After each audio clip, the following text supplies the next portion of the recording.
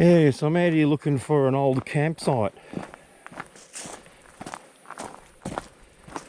Supposedly an old mine site, but I haven't seen any evidence of any of that yet.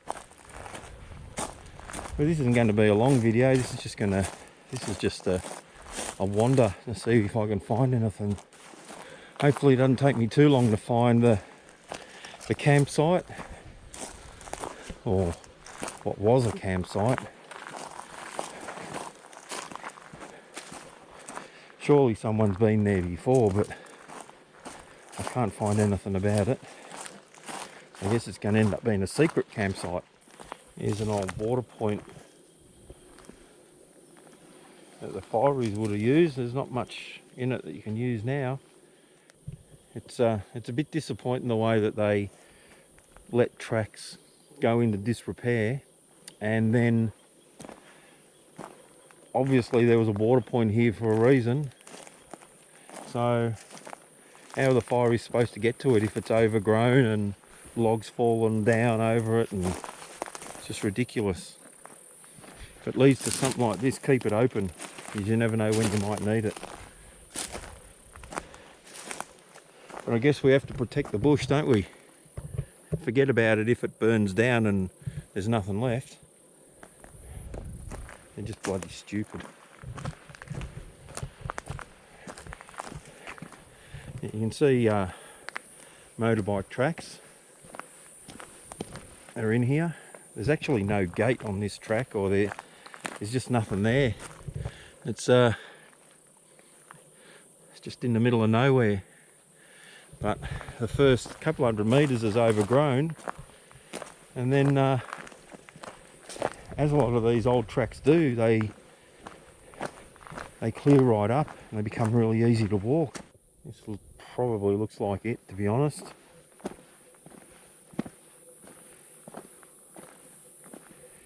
It's the only cleared area around for miles. And I'm supposed to be in Lerderderg today and head down looking for an old mine site again, but it's going to be 39 degrees. It's starting to warm up a bit. I reckon it's about 20 degrees so far. But yeah, I think that was it. Some of the tracks around here are pretty overgrown. You can still get to them. Yeah, it's one of those places that if you let everyone know where it is, it'll end up getting ruined and they'll close the area off. So this might have to be a campsite on, oh, not in summer, that's for sure, but maybe a wet, although it's a lot of dirt, so it'll turn into mud pretty quick. Anyway, I found it and I'll have a think about it. Only took me an hour to find it, so that's good. And I can start walking my way out.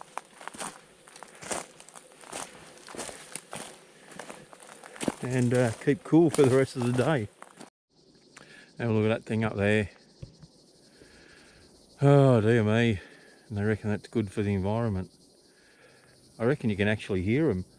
There's hardly any wind, it's quiet, and every now and then you can hear a bit of a whooshing sound from it.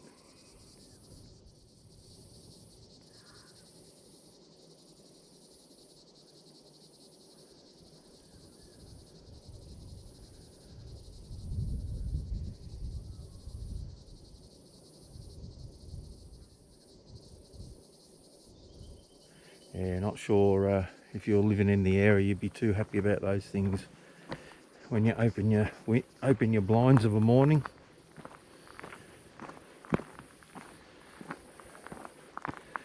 Come from down that way. That's where that little campsite was. But yeah, I'm not too sure about the how good it is, or yeah, it might have been a campsite a lot of years ago. It's a little bit rocky, and when it's wet it'd be pretty muddy. So I I went across bush to get back onto a legitimate track so I could have an easy walk out. Oh, I probably got about 2 k's back to the car. I think it's about 21 degrees at the moment, so it's getting up there.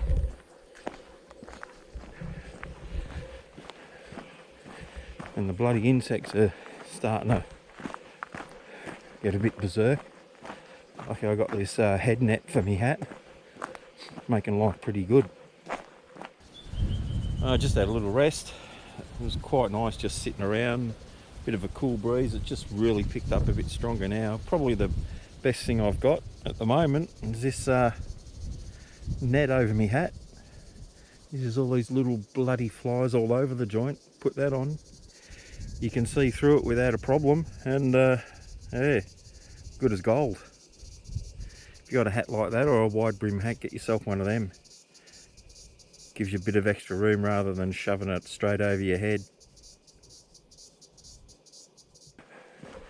This is only going to be a really short one, as it is, or is it going to be a really long one, which it isn't, so that's obvious, isn't it? There's another water point just over there. Totally grown in with reeds now. And a wallaby just took off.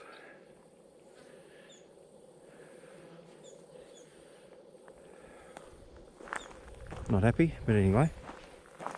So that their mud wallow in there.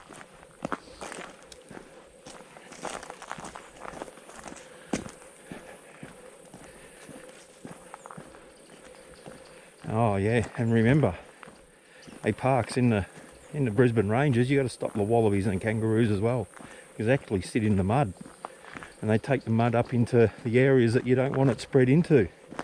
You better put signs up for them as well. Oh, you're ridiculous. Blaming something on maybe, I don't know, 100 walkers a year, when there's hundreds and hundreds and hundreds of kangaroos and wallabies in the area that move up and down between the gullies and the tops of the hills where they say the fungus is being spread to. Yeah. But we've got to blame the people. Anyway, that's me rant. Thanks for having a look.